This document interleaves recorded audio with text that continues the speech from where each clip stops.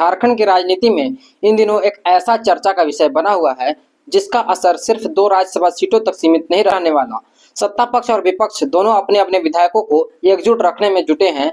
Hotel politics, cross voting की आशंका और बंद कमरे में चल रही बैठकों के बीच सवाल उठ रहा है कि आखिर झारखंड में ऐसा क्या होने वाला है जिससे राजनीतिक दल इतने सतर्क हो गए हैं। आदाब, जय भीम, जोहार। मैं हूं एमडी हसनैन नवाज और आप देख रहे हैं न्याय संवाद 2.0। आज हम बात करेंगे झारखंड राज्यसभा चुनाव 2026 की, जहां भाजपा समर्थित निर्दलीय उम्मीदवार परिमल नाथवानी और कांग्रेस उम्मीदवार प्रणव झा के बीच मुकाबला बेहद दिलचस्प होता जा रहा है।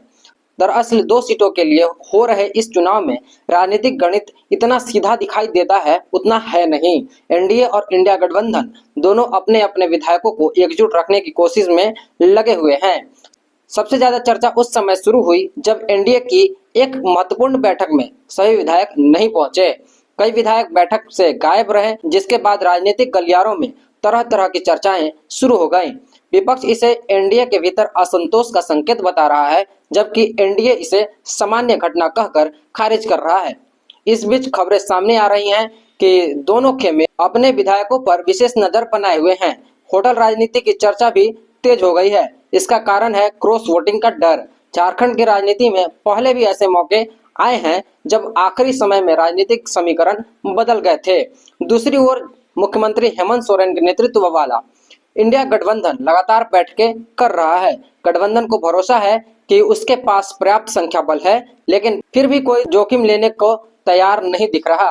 उधर भाजपा समर्थित उम्मीदवार परिमल नाथवानी लगातार सभी दलों के विधायकों से संपर्क साध रहे हैं। राजनीतिक जानकारों का मानना है कि नाथवानी के विभिन्न दलों के नेताओं से पुराने संबंध इस चुनाव को और भी रोचक बना रहे हैं।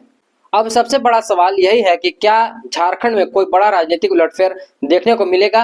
क्या परिमल नाथवानी राजनीतिक गणित को बदल पाएंगे या फिर हेमंत सोरेन के नेतृत्व वाला इंडिया गठबंधन अपनी एकजुटता बनाए रखते हुए जीत दर्ज करेगा? इन सभी सवालों के जवाब मिलेंगे मतदान और मतगणना के बाद। लेकिन फिलहाल झारखंड की राजनीति में राज्यसभा चुनाव सबसे बड़ा चर्चा का विषय बना हुआ है। आपको क्या लगता है, इस चुनाव में कौन बाजी मारेगा?